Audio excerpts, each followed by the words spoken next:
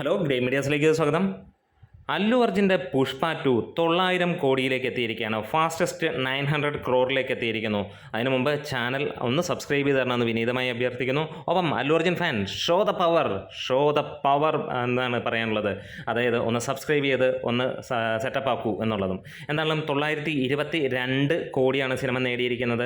5 ദിനം കൊണ്ട് ഇതൊരു റെക്കോർഡാണ്. ഏറ്റവും ഫാസ്റ്റസ്റ്റ് ആയിട്ട് നേടുന്ന ഓൾ ടൈം റെക്കോർഡിലേക്ക് മാറുന്നു. ഇന്ന് ഹിന്ദിയിൽ നിന്ന് മാത്രമായിട്ട് സിനിമ നേടിയത് 48 കോടിയോളമാണ്. ഇന്ന് അതായത് തിങ്കളാഴ്ച ദിവസത്തെ കളക്ഷൻ പുറത്ത് വിടുമ്പോൾ 97 കോടിയോളമാണ് സിനിമയ്ക്ക് വന്നിരിക്കുന്നത് എന്നുള്ളതാണ് എടുത്തു പറയാനുള്ളത്. 829 കോടിയിൽ നിന്ന് നേരെ 922 കോടിയിലേക്ക് സിനിമ എത്തുകയാണ്. എന്തായാലും 100 കോടിയുടെ താഴെ ആദ്യമായിട്ട് 5-ാം ദിവസത്തിലാണ് 100 കോടിക്ക് താഴെ പോകുന്നത്. അവിടെ ഞെട്ടിപ്പിക്കുന്ന കണക്ക് എന്ന് പറഞ്ഞു കഴിഞ്ഞാൽ ഹിന്ദി ബെൽറ്റിൽ അരങ്ങ് വാഴുന്ന ഈ ഒരു ചിത്രം എന്നുള്ളത് തന്നെയാണ്. കേരളത്തിൽ നമ്മൾ കണ്ടതാണ്.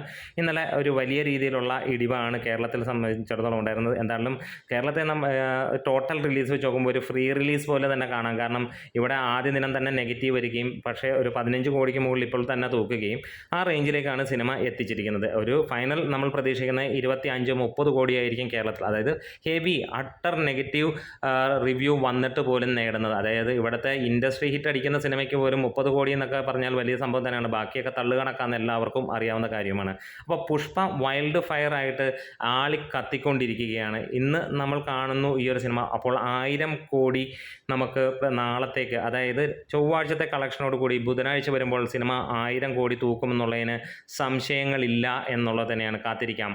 എന്തായാലും നിങ്ങൾ സിനിമ കണ്ടവരാണെങ്കിൽ ഒന്ന് അഭിപ്രായങ്ങൾ പറയാം. ഒപ്പം മറ്റൊരു റെക്കോർഡ് കൂടി ഈ സിനിമ തകർത്തിട്ടുണ്ട്. ഒരുപാട് റെക്കോർഡുകളുണ്ട്. അതിനകത്തിൽ കിട്ടിയിരിക്കുന്ന മറ്റൊരു റെക്കോർഡാണ്, വേറെ ഒന്നുമല്ല, ഇത് സിംഗപ്പൂരിൽ റിലീസ് ചെയ്തിരിക്കുന്നതിൽ ഏറ്റവും ടോപ്പ് 3 എത്തിയിരിക്കുകയാണ്. അതും ഇന്ത്യൻ സിനിമകളിൽ ഏറ്റവും കൂടുതൽ കളക്ഷൻ നേടുന്നതും വേൾഡ് സിനിമകളിൽ 3rd പൊസിഷനുമാണ് ഈ സിനിമയ്ക്ക് ലഭിച്ചിരിക്കുന്നത്. ഒരു പക്ഷേ നമുക്ക് വരുന്ന ദിവസങ്ങളിൽ നമുക്ക് ഈ ഒരു സിനിമയുടെ കളക്ഷൻ സർവ്വകാല റെക്കോർഡുകളും തകർത്ത് നമ്പർ 1 ആകുമെന്ന് തന്നെ പ്രതീക്ഷിക്കാം. അപ്പോൾ ആരൊക്കെയാണ് കൂടെയുള്ള കട്ടക്കുണ്ടാവണം? Grey medias.